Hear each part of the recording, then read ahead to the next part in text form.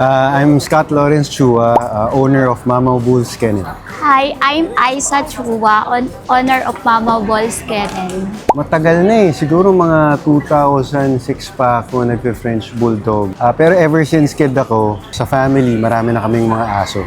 Nakilala ang Mamaw Bulls dati, yung first lilac brindle sa Philippines, nabili ko sa Bully Arsenal sa Baguio, si Lilac Hugo. Doon siya nag-start, tapos eventually nakapag-import na rin ako ng mga ibang aso from there. Simple lang marami kasing nagsa-start ngayon mag-aso. Inuuna nila is yung business side. Parang lagi priority nila yung ROI, yung hahabulin nila. Dapat sa pag-breed ng French Bulldog, kung ano yung passion ba, kung ano yung gusto mo, project mo, regardless sa presyo, etc. Kumbaga, importante, paprioritizein mo yung aso itself, hindi yung kikitain mo. Kailangan hilig mo talaga yung pag-aaso. Kasi pag hindi mo hilig, mamaya mapabayaan mo lang. Kasi the end of the day, makikita mo sila na masaya ka sa napoproduce mo na aso. Hindi ko ano yung Produce ko uso, to. ano yung usong color. Kasi napansin ko recently, kung ano yung usong color, kung ano yung sikat. Kumbaga, mag-produce ka ng gusto mong i-produce na quality na aso. May project ka para in the long run, mas maganda. Thank you kay Justine Soriano, tsaka sa mga sumuporta sa Mamaw Bulls. Ever since dati, nagtiwala sa projects namin,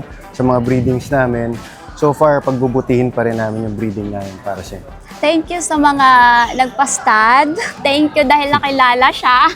Or nakilala yung Mamaw Bulls dahil sa mga produce ng mga studs namin. Sa Facebook lang, Mamaw Bulls. Tsaka sa Scott Chua Scott Chua. na Facebook.